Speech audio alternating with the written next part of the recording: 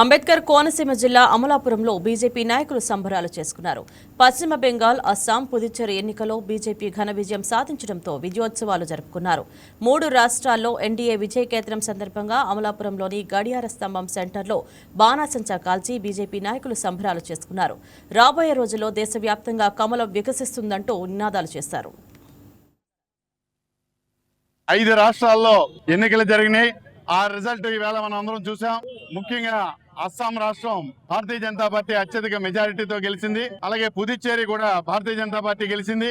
అనూహ్యంగా ఊహించని విధంగా వెస్ట్ బెంగాల్ మమతా బెనర్జీ కోటను బద్దలు కొట్టినటువంటి భారతీయ జనతా పార్టీ ఆమె గతంలో మనం చూసాం పార్లమెంట్ లో మహిళలకు 33% రిజర్వేషన్ వ్యతిరేకించి ఎవరైతే వ్యతిరేకించారో ఆ 2 రాష్ట్రాల్లో కూడా ఈవేళ భూస్థాపితమైంది. అంటే మహిళల ఆగ్రహానికి బలైపోయినటువంటి పార్టీలు మమతా బెనర్జీ, ఇటు డిఎంకే పార్టీ. ఈ 2 రాష్ట్రాలు కూడా కేవలం మహిళా బిల్లును వ్యతిరేకించినందుకు గాను ప్రజలిచ్చినటువంటి తీర్పుగా నరేంద్ర మోడీ గారి యొక్క పరిపాలనా దక్షతకు ప్రజలందరూ కూడా వారికి ఇచ్చినటువంటి ఒక గిఫ్ట్ లాగా మనం అందరం భావించాలి.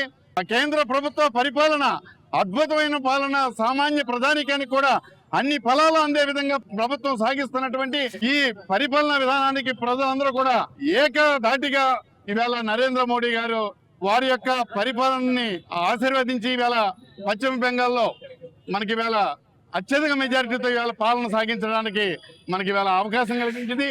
ఈ రాబోయే రోజుల్లో మిగిలిన రాష్ట్రాల్లో కూడా భారతీయ జనతా పార్టీ అత్యధిక మెజారిటీలతో అన్ని రాష్ట్రాలను కైవసం చేసుకునే విధంగా ఇది ఒక దిక్సూచిగా ఉంటుందని మీ ద్వారా తెలియజేస్తారు. పశ్చిమ బెంగాల్, అస్సాం, పుదుచ్చేరి 3 రాష్ట్రాలను కూడా అత్యధిక మెజార్టీతో భారతీయ జనతా పార్టీ ఎన్డీఏ కూటమి విజయం సాధించి రేపొద్దున్న ముఖ్యమంత్రి అభ్యర్థులుగా ప్రమాణ స్వీకారం చేస్తున్న వారందరికీ కూడా హృదయపూర్వక ధన్యవాదాలు తెలియజేస్తున్నాను.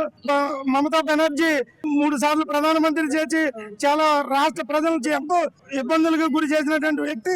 అటువంటి వ్యక్తి ఈవేళ నరేంద్ర మోడీ గారి సహకారంతో పశ్చిమ బెంగాల్లో భారతీయ జనతా పార్టీ అధికారంలో రావడమే కాకుండా అస్సాంలో 3వసారి కూడా రాష్ట్రపతి ముఖ్యమంత్రి అభ్యర్థిగా ప్రమాణ స్వీకారం చేయించున్నారు.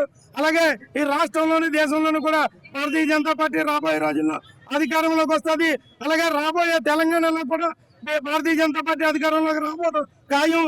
ఈవేళ ఈశాన్య రాష్ట్రంలో భారతీయ జనతా పార్టీ అడుగు పెట్టింది. అలాగే దక్షిణాది రాష్ట్రాల్లో కూడా భారతీయ జనతా పార్టీ అడుగు పెట్టడం ఖాయం.